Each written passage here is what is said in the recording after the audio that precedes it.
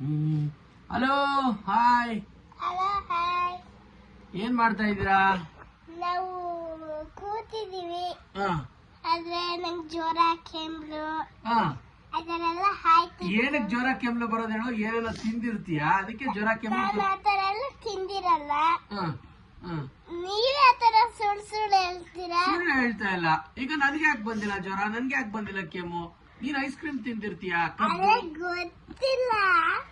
ಗೊತ್ತಿಲ್ಲ ಅಲ್ಲ, ತಿನ್ಬೇಡ ಅಂದ್ರೂ ತಿಂತೀಯಾ, ಮಾಡ್ಕೋತೀಯಾ, ಹುಷಾರಿಲ್ದಾಗ ಮನ್ಕೋತೀಯ. ಈಗ ನಿನ್ಗೆ ಮಂಡೆಯಿಂದ ಎಕ್ಸಾಮ್ ಇದೆ ಅಲ್ವಾ, ಅದಕ್ಕೆಲ್ಲ ಪ್ರಿಪೇರ್ ಆಗಿದೀಯಾ?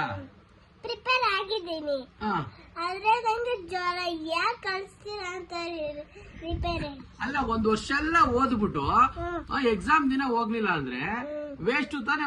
ಒನ್ ಇಯರ್ ಓದಿದ್ದೆಲ್ಲ ಮತ್ತೆ ಅದಕ್ಕೆ ಈ ಟೈಮಲ್ಲಿ ನೀನ್ ಕಷ್ಟಪಟ್ಟು ಹುಷಾರಿಲ್ಲ ಅಂದ್ರೂ ಹೋಗಿ ಎಕ್ಸಾಮ್ ಬರ್ಬಿಟ್ಟು ಪಾಸ್ ಆಗ್ಬೇಕು. ನೀನು ಪಾಸ್ ಆಗುದ್ರೆ ಪಾಸ್ ಆಗೋದು.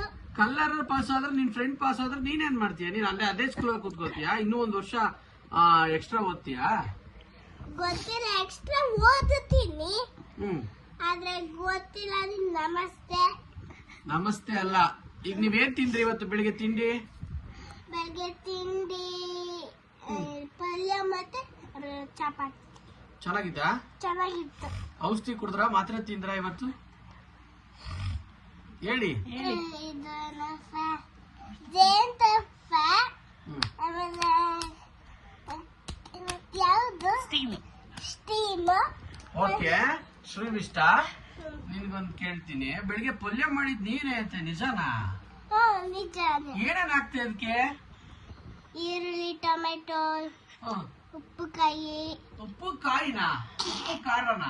ಉಪ್ಪು ಖಾರ, ಮೆಣಸಿನಕಾಯಿ, ಆಮೇಲೆ ಚಿಲ್ಲಿ ಪೌಡರ್.